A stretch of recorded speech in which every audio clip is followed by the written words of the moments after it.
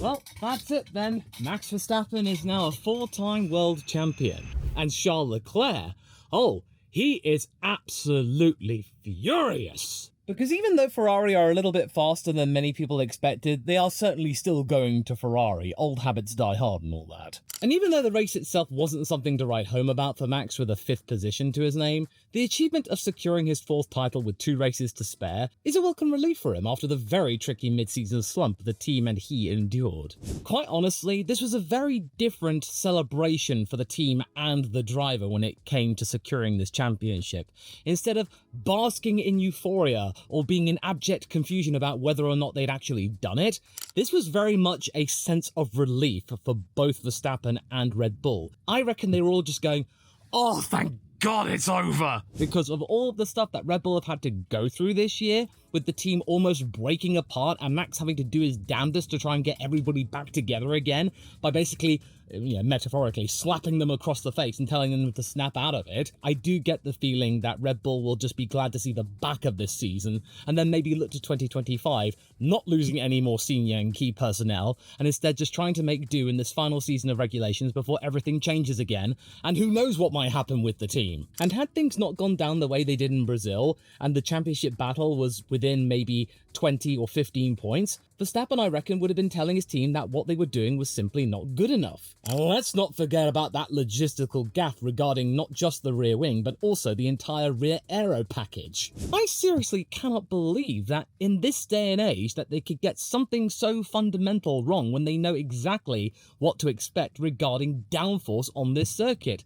All of the other teams brought the right kind of rear wing and aero package, but Red Bull simply didn't. And according to Helmut Marko, there was no immediate fix at the ready for them to quickly bolt onto the car, and neither could they ship out the relevant part in time. It was looking really touch and go, and almost like a pantomime twist, as it were, as in like, oh, this could give Lando something that he can get back into play, and then we get Qatar, they might completely run rings around Red Bull, and then it might actually go down to Abu Dhabi after all, but no. Unfortunately for McLaren, Max Verstappen just Verstappened himself. And even though the car was completely compromised down the straight, I think it was losing like 0.7 of a second per lap because of it to its competitors, Max was still able to get it into the top 5 and was still able to finish ahead of Lando, which is exactly what he needed to do here. Also, I think Max Verstappen, he certainly cemented himself as being a very senior figure of the team, and who knows, he might end up actually becoming the team principal of the squad in due course. Give it maybe 10 or 15 years when he's done with full-time racing or something like that. It wouldn't really surprise me now. Also, I can't get over the zinger that Max slammed on Zach Brown about getting the title this time around with not the fastest car. Well, I'm not even mad. I'm a McLaren guy, but that was just completely ballsy and somewhat accurate. I mean, come on, Zach can't come back from that, because otherwise he'd be saying, well, yeah, I don't have the fastest car. Oh, wait. Because Max was going, yeah, mate, I was able to win the title without the fastest car because you had the fastest car, and I still won anyway. Lol. And, yeah, good one, Max. But anyway, I think Max will be happy with his lot, and he'll certainly know how to party this weekend. And speaking of having good times and parties, and yeah, I reserved judgment about last year's Vegas GP after its foul-ups regarding logistics, because it provided a better-than-expected race. But now, though, I think we can safely say that this time out, it's been a lot more organised and a lot more of a success for pretty much everybody. And you know what? I think the biggest thing about this circuit is that even though we didn't even see a yellow flag come out, no red flags, no virtual safety cars, no safety cars throughout the race to try and spice things up, it ultimately turned out to be completely unnecessary. It was a really good race. There was plenty of overtaking to be had. There was a constant narrative to be had throughout the entire race. It was constantly evolving. Nobody had any clue how the hard tyres were going to work. And Pirelli, seriously, do not change the compounds of the tyres. Don't knock them back so we get C2, 3, 4. Keep the 3, 4, and 5. Even though tickets were not quite as quick to sell this year, I reckon they will improve next year because of how well this weekend turned out. They'll then reach an even keel for the duration of its stint, and it's very clear that once the contract with Abu Dhabi runs out to host the season finale, Vegas is going to take that place easily. Because let's be real, Formula 1 owns the circuit. They can do whatever they want with it. With Formula 1 and its graphics presentation for the Las Vegas GP, they pull out all the stops with bespoke graphics showing off all of the different landmarks around the Las Vegas Strip. They clearly invested a lot of money into this circuit, and for it to not be the final race of a particular season, that's just losing out on many opportunities, especially if you get a championship that goes down to the line in Las Vegas. That would be absolutely bombastic, and Formula 1 can control the entire weekend and how it goes. It's destiny. And I know that a lot of you out there will be going, "How dare you, Law? Interlagos should be the final race of the year." I would also argue that Suzuka should also be the season finale as well, but let's be real, we're not going to be getting that anytime soon. Formula 1 is sports entertainment, and Las Vegas is pretty much the definition of sports entertainment. So you know what? I'll take it. It's fine. And yes, there is fine, but there is also fine, because I don't feel all that bad for completely getting my predictions wrong regarding Mercedes and how well they would do here. Because not even they had an inkling that they could figure for big points. This completely blindsided them, but in a good way. Granted, a Ferrari might have been able to spoil the party had things gone the way they actually intended, but you cannot deny that Lewis Hamilton's fight back from 10th to 2nd, albeit because of his own wrongdoings in Q3, that was a sight to behold, and I quite frankly think that at this point, considering the bad and awkward seasons that Lewis has had with Mercedes, him complaining over the radio going, "What were you doing with that pit stop, man?" Yeah, that's a reflex at this point, because Mercedes just calmly said, "Look, if we just kept you out there for longer, you'd have been even worse," and he would have certainly not been able to fight for second place or even get within 5 seconds of George, because there was very much a moment there I was thinking, oh my goodness, is Lewis going to fight George? Yeah, he's going to fight George. But also what this means is 44-point haul, how apt given it's Lewis's number. Mercedes now have scored more points with the W15 than they did last year with the W14. And yes, it's only for 4th place in the Constructors, but this car has come away with more success in silverware than its predecessor, so it is some sort of progress. It's just Ferrari and McLaren have shown up even more. But that being said, I'm really not expecting seriously any more of these 1-2 finishes from Mercedes, because where we're going next time out and the time after that, it's extremely hot. The cool temperatures are the only guess that people can make as to why that Mercedes was so much more agreeable and a little bit more predictable, because everybody, including the drivers, was going to be expecting that FP3 in qualifying would see a completely different beast. It would certainly not be able to handle things, and I thought that the race temperature, it being slightly higher than during practice and qualifying, would put pay to any success or major double podium finish or something like that. But no, turned out that it was completely consistent and Mercedes won out, and they actually really deserved it. And George, my goodness, he was completely unopposed, except maybe that last-minute Lewis fight back, which I think was mainly out of principle. And they were free to race, by the way. There was no team orders. There was no Toto getting over the radio saying, "Lewis, what do you think you're doing? Do not get close to George. I'm telling you, Lewis, do not sniff the back of George's rear end." And yes, many would argue that Lewis should have won the race, and many people might be speculating that sabotage was at play, but his Q3 fumble, that was his and his alone, and then track limits put pay to any fight back, and it's still a huge deal though for him to come back and get second. This would certainly re-energize him, and certainly over the radio he was pointing out how quick the Ferrari was down the straight, so I think it's now all coming up Lewis, and meaning they might actually have something to look into over the winter, and the W16 might be a little bit more consistent and forgiving with the likes of Kimi Antonelli and now George leading. And seriously, after what's been going on all negative headlines regarding Lando, I think the stock price of George has gone up considerably, and people are definitely now looking to George and thinking, you know what? You're not that bad. I like you more, George. I think the naysayers and the haters, they've certainly died down a little bit. But I certainly think a lot of haters will be sparking up again, especially those who are Charles Leclerc fans with this next entry. And even though Carlos finished 1 place lower than when he started, he did come out of this as the highest scoring Ferrari, albeit not in the most tasteful manner, and basically doing what he wanted to do after getting rancored and riled up by the Ferrari pit wall. I will admit though, Carlos had every right to be frustrated given what he had to deal with regarding the pit wall. Had he stopped when he originally wanted to, he might have actually gotten second place on the road, or at least been in contention, and Lewis would have had to fight a lot harder And as we saw between Leclerc and Lewis, that Ferrari down the straights was really quick and they would have been able to defend quite convincingly so, and Lewis would have chewed up his tyres behind them, and then ultimately he might not have been able to catch up because, as we saw, Lewis was struggling to overtake those Ferraris for quite a long time. It certainly delayed his fight back and must have put paid to him getting close to George's rear end and getting within DRS. And especially Carlos would have been right to be angry, considering that he was very much looking at a penalty because he crossed the line between the pit lane after he dummied Lewis and he came in, and it looked really like he was going to be getting a penalty. But ultimately it turned out not to be the case. The new race director, he seemed to be like a chill guy, and instead he considered the matter a simple track limits breach. There you go, problem solved. And even though some of you out there might be disagreeing with my assessment of him being a winner this time out, we've got to remember what happened last year. Carlos Sainz qualified 12th after getting a 10-place grid drop, and he managed to get up to 6th. And he now feels vindicated that there was some performance left on the table last time out, and he was able to convert something into a podium. And for those people thinking that Carlos might have actually burnt many bridges at the Scuderia, I think he might have burnt some, but not all, or not many actually, because Fred Vasseur, he's completely just brushed this aside. He's basically said, we are not really worried too much. We think it is a bit of a storm in the teacup, and shall we talk it off? He was just angry at the time, and everything will be fine between them. It is all good. Then we've got Nico Hülkenberg, and I kind of felt that this would happen, that Alpine's 6th place in the team standings wouldn't last, and indeed that happened. Not through lack of trying though, mind you, because of Gasly qualifying 3rd, but then his engine went bang, it put pay to that, and we also had to take into account Nico Hülkenberg doing what he does in qualifying, and managed to ultimately get Haas back into 6th, albeit by just 1 point. Also, Nico was able to do the deed for Haas and get them over the 50-point barrier, which, considering where they were last year, this is a major boost for them. They have now scored 4 times as many points, more than that,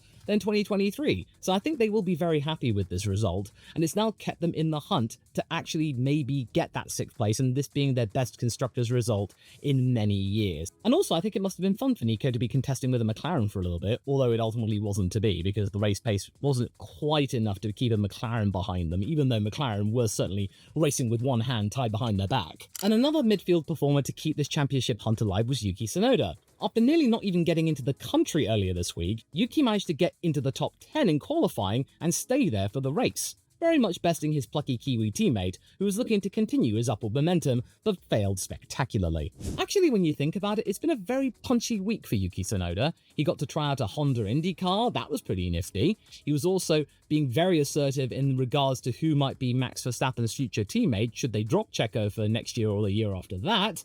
It's certainly becoming the case that Yuki is starting to get sick and tired of being overlooked by the management at Red Bull, and is now really asserting his case publicly, especially since Liam Lawson really underdelivered this weekend, and Yuki was the clear better of the two, understanding the Racing Bull car more. And yes, of course, you might point out the fact that he did actually hit the pit lane speed limit barrier, although it didn't really matter, he didn't get a penalty for it. But as he said, many poos were shooting out of his ani. I mean, not exactly in those words verbatim, but effectively the same. And he still managed to come back from that, and he got 9th place. And then we get to the section. And technically Charles lost out on quite a lot of things in Vegas, but the biggest thing he lost was his cool over the radio. However, I do not consider Charles Leclerc a loser here, because he managed to demonstrate some really good handy skills over the entire weekend. And at this point, he's got turn 14 down pat, where at this point, they should just name that section after him, that being the Leclerc chicane, because 14, 15, 16, that's a really fun set of corners now looking back at it, and Charles Leclerc practically defined it being a really interesting section of the track. But that's not the main talking point surrounding this driver. That was, of course, the tirade he unleashed over the radio with many, many expletives, and he seems to have mostly been ignored by his team and boss as something that won't be an issue after this weekend, which is really, really concerning. And I get it. Tempers might be frayed, and the fact that this Vegas race starts at 10 PM and goes on to nearly midnight, people are of course going to be tired, even though they have adjusted in terms of time zones and whatnot, but still. It's been a very long race, it's been a very long weekend, there's probably been one too many drinks given the fact that it's Vegas, and according to Max Verstappen, the spicy smoke was certainly circulating around, so he was hoping there wouldn't be any doping tests. But either way, Charles's temper was fried, he was on a short fuse, and it might have been one time too many that a pre-race agreement between himself, the team, and Carlos was broken, because apparently, he was promised by the team that Carlos wouldn't fight him, and lo and behold, Carlos did. when they were told to swap positions, it ultimately fell flat. And according to Charles, he was too much being a nice guy and that he really needs to stop doing it. And every time he acts respectfully and cordially, it doesn't get him anything he wants. It blows up in his face. And he did so many sarky remarks over the race, and I'll talk more about this in a future video. But for now, the fact that he was saying, maybe try talking to Carlos in Spanish, oh, that is sassy. This relationship, this friendship, which looked actually quite wholesome for a long time, the C2 movement, yeah, this is going to end on a very awkward note if this carries on, because at this point, I think Carlos is indeed racing for himself. But if you anger El Predestinato and the golden boy of Ferrari, the Tifosi may take a dim view on you. It really depends on where Charles goes, and I think he is also quite rattled for the fact that Lewis is eyeing up Ferrari and their uptick in performance and consistency, and Charles was really showing his temper, and it was not in a good look. And Lewis is going to be coming next year, and I'm not entirely sure whether or not he'll respect team orders, Lewis, because of who he is, a 7-time world champion with the most wins in F1 history. He will be expected to be the leader. I'm not quite sure what's going to happen. I hope that Lewis respects tradition and respects the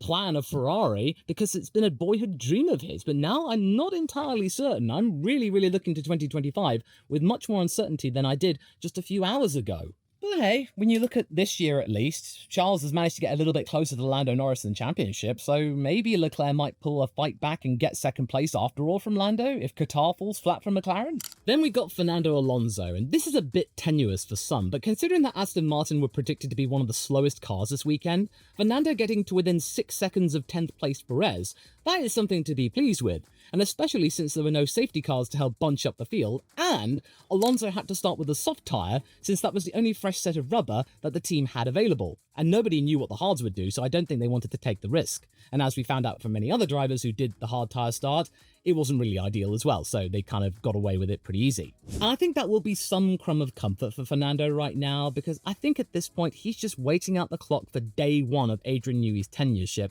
with Aston Martin. The moment he comes to work, Fernando will be a absolutely pleased as punch individual. These last few races, whatever, he doesn't care. Sure, 11th place is quite nice, he might have liked a point, but at least he was in the hunt for one, and he might have actually gotten the deed over Checo. He was in the points for a little bit of a while, I think he got up to 9th or something like that, but hey, Alonso, it's all good, man. He's a team player. And also, you got to think about the banter that's been going on, because he knows that something good will be happening. And I think Max even knows it too, because there was a nice little exchange between the two of them that Fernando couldn't wait to be Verstappen's next challenger, and one that might actually scare him the most and actually be intimidating. And that in of itself is a real dig toward Lewis, saying that Lewis did not trouble Max, really. I mean, oh, that is ballsy. And then Max is saying, I'll wait for you. And he cannot wait for the moment that Fernando has a competitive car, so that means the two of them can actually go racing in Formula 1 on a live track during a Grand Prix weekend. I can't wait for that either. I'm betting that you can't wait for that either. Fernando is going to be investing all of his riches into finding the fountain of youth, so that means he can keep on racing Max Verstappen until the end of time. But yeah, for Aston Martin, this wasn't a bad race. And then I'll give Zhou some kudos here as well, considering the Sauber car isn't that fast despite having the best dressed car of the weekend by a mile. But apparently the car was better than expected, and Zhou had a car in which to go racing in. I saw him, not many people did, getting into Q2 with a couple of places to spare, and I was thinking, ooh, there's something going on here. This Chinese driver has got something that he actually likes. We might actually see something that we saw at the beginning of the season. We have to remember the first couple of races, Zhou did have a couple of 11th place finishes, and that is why he is not dead last alongside Valtteri Bottas. And yes, I know, 1 point is not going to get them anything close to Williams, but I think quite frankly they would take a singular point, because it would mean they would finish the season with no duck whatsoever, and Mattia Binotto will realise that, hey, he might have had an impact on the team after all and given them some hope for 2025 perhaps. But I certainly think this is one of Zhou's stronger races, and it was simply uncomplicated. It was certainly a lot better than what he did in Brazil. Him being overtaken by Alonso by a whole pit stop, that was completely damning. But hey, not too shabby from Zhou at all. And then there's Checo. I should really be putting him in the loser bracket considering he only got a point barely. But I'm so bored of doing that, I'm just going to throw Checo a bone here and give him a pass for this weekend, simply down to the fact that he did have a couple of moments which did impress, and also he managed to actually progress up the grid instead of stalling out quite early on. he did come away with a point, which was considerably much more than what Liam Lawson was able to provide. And he actually was very, very close to 9th place. He was only 3/10 away from Yuki. And let's not forget, he managed to pull off that really impressive double overtake at the Leclerc chicane. Let's be real, that was probably one of the best overtakes of this part of the season. And it was so clean to boot. So Checo's racecraft, when he does have a car that can work with him, is still pretty solid, but his qualifying performance is still really, really dire. The timing of it all is something that really needs work, and it just makes you think that if he had actually started in 10th place or something like that, he might have actually gotten up a little bit further and maybe been troubling the top 5. Certainly, he might have been able to do better than the McLarens, maybe. He could have been contesting with them, and he might have been able to play his part in helping his teammate and try and get Lando Norris that one position further down. But this race is still not enough to cast aside the doubt around his future, because Marco's at it again, pointing out the gap in points he has to Max in the standings. Same old, same old. And then, speaking of McLaren, we start off the losers with them, because even though I kind of expected McLaren to not do well here, considering last year wasn't really that bountiful for them, Norris was really, really lacking in race pace, and the team just expected this right from the get-go. I've been saying this throughout the entire weekend with my predictions video. I really wasn't expecting fireworks from this team at all, and I think even they knew it. This was mainly damage limitation, and thank goodness, think Zach Brown, that Mercedes suddenly turned up and their power unit provider managed to take away a considerable amount of points away from Ferrari. And even Piastri wasn't able to really do much, even though he did finish a place higher, albeit down to Gasly, and he then got that 5-second penalty for missing his starting mark, but I really couldn't see at all from many angles whether he did actually violate it or not. That was really harsh from the new race director, wasn't it? But you know what? I think McLaren will take this on the chin, but they really did underperform this weekend. They did not perform as to be expected from many races that we've seen this year, and many people were expecting a similar turnout to what we saw in Monza, but I guess all the nerfing of the rear wing that they brought for Baku, it's really had an effect. And I think Lando will be happy for the fact that Max didn't wipe the floor with him, because it looked for a moment that he was going to get 2nd place and Lando would have been stuck in 6th. And he did get a fastest lap. And I still cannot forget that zinger that Zach got from Max. Oh, that was so rough, but also somewhat accurate. Then Alpine. What could have been, eh? 2 podium weekends in a row? Nah, not quite. But a chance to extend their advantage over Haas and Racing Bulls? That was certainly doable. And to get within 30 points of Aston Martin, I personally think that a P6 or a P7 for Gasly would have been on the cards, considering that many drivers that would outperform the Alpine were behind him. But unfortunately, his engine did go bang, his team completely denied it, and Gasly was like, I'm in the car, it's going pop. I should know, I'm right there, right in front of it. Sure enough, it did. And I think many people were going, oh man, because it happened right next to the pit lane. He just went straight in. Had it been abandoned, that would have been a safety car. It would have certainly thrown things up, but hey, come on. At least Gasly was spared the embarrassment of having to get back to the pits, having walked down through all the cities or whatnot, or having to get out of his car. At least he wasn't in any danger. But you know what? I think even though the results were really not in Alpine's favour, I think they should take some crumbs of comfort from this weekend, because that car definitely did have pace, as long as the driver was at one with the car, which in this case for Pierre, he certainly was. He was able to do one step better than he did last year with an Alpine car that was a lot better than this current A524. But there is no mistaking, the team did lose out on points, but at least that's better than them not being anywhere close to points. But that was also not helped when the team weren't ready for Ocon when he came into the pits, so effectively Esteban gave himself a drive-through penalty because he had to go around again for them to actually service him. Sure, a points finish would have been very unlikely, but at least he would have been like 13th or 14th instead of being one of only 2 drivers that were lapped. Oh dear. And the other person that was lapped was Valtteri Bottas, and even though I think Valtteri will be glad to see the back of this car, Bottas was the last of the finishers and was clearly the least confident of the 2 Saubers with the hard tyres, proving not to be the best starting tyre, as I mentioned earlier. He eventually fell back and basically played the team player role in making sure that Zhou Guanyu had a good chance in trying to score some points and providing some feedback. So mainly, he was just there to promote his What's Next campaign, which supposedly is down to helping out people who have suddenly lost their jobs, which is very apt considering that Bottas has lost his job with Sauber. He'll be going to Mercedes. And I just loved his conversation with Ted, and Ted was just so blunt, and Valtteri was just like, Yeah, okay, fair enough. And Ted knew that he can actually have that banter with Valtteri because Valtteri is almost the king of banter. He does not care anymore, and now he can just go back to doing what he wants to do, and he'll then be soon back in the bosom of Toto Wolff as potentially a Mercedes reserve, which I think might be a good job for him in the fullness of time, as well as he can go and do cycling in his spare time and rallying. But then we get to Williams, and this could have been so much more. At one point, Albon looked like he could maybe salvage a point after starting 18th, but then a wandering Katy Perry supposedly got into a side pod and overheated the engine. Yes, indeed, at that precise moment, Alex Albon felt like a plastic bag. Not only that, but Franco's rebuilt car wasn't enough to convert that car into the points either, because even Franco said that there could have been potentially a Q3 finish after all, had things gone the way they did without that worrisome crash in Q2. That might have compromised all sorts of things with all different spares and configurations, as well as Colapinto himself being rattled and his confidence dented. It really wouldn't surprise me that now, after these last few incidents that Franco has had, the Argentine might be feeling a little bit worried about whether or not he actually has the skill in Formula 1 after all. But I would counter that by saying we've got to remember what happened in Brazil. He wanted to go onto the wet tyres, but the Williams team denied him that opportunity, and look what happened. That could have easily been avoided had the team listened to him. And here, yes, of course, the Vegas thing, it was a judgmental error. He was trying to go for a space that simply wasn't there. But other than that, he could have easily hustled the car. But now many people are thinking, oh, he's Logan Sargent 2.0 now. I think that is incredibly harsh considering that this plum of racing in Formula 1 was very, very unexpected. I think the hype is still somewhat justified. It's just, this is a really crucial moment.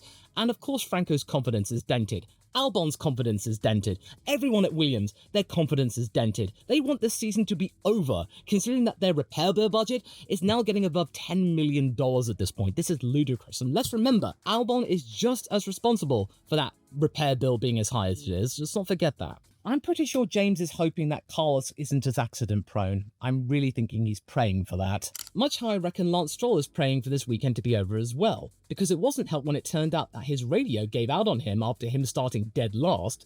That means he had no direct link to the pit wall. You might be thinking, well, okay, he didn't have any direct communication with the pit wall, alright, but what about those boards they have on the start-finish straight? He can get all the messages that he needs there. It's not exactly a rare occurrence or something like that. It can happen, the radio going out.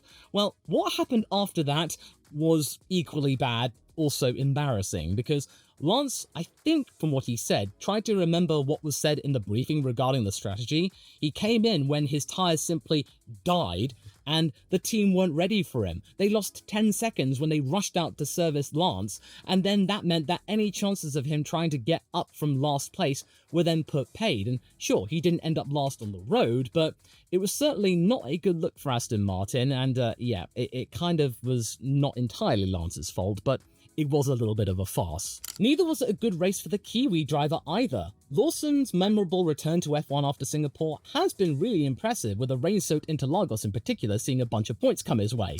But this time out, Tsunoda, his teammate, was by far the cleaner and better driver. Put simply, this weekend there was not anything really to smile about for Liam Lawson, and I think he knew that he underdelivered right at the moment when many people are speculating that he will be next in line to be Max Verstappen's teammate. Many people are pointing that it's gonna be Liam Lawson next to Max next year. I bet you. Not at one point did Liam look confident in the car, and even he didn't feel good in the car. The car was not agreeing with him at all, according to Lawson, whereas Yuki was able to do something with it, having understandably been rattled by the fact that he was in Customs and Border Protection in America for about 2 to 3 hours. That would scare the bejesus out of anybody. But for Liam, no, he finished one place lower than where he started in 15th. Not a good weekend. I think he'll be looking to Qatar, where he has raced before, hoping that he can actually get something and respond to Yuki, because Yuki's doing everything in his power to tell people, hey, I want to be Max's teammate, I've done the time. This is another teammate I am going to destroy. And Yuki has destroyed a fair few teammates now. I think this will be his third, if it ultimately turns out he scored more than Liam. And speaking of teammates, there might be 2 more people to consider, as an 11th team is looking imminently destined to join the grid for 2026, and it could very well be a GM'd back entry, with Andretti's operation being at the forefront, winning the moral victory over Formula 1 management. However, there might be a caveat and a cost to be had here. Will Andretti even be involved at all? And it's something that I talk about in this video here that you can watch straight away.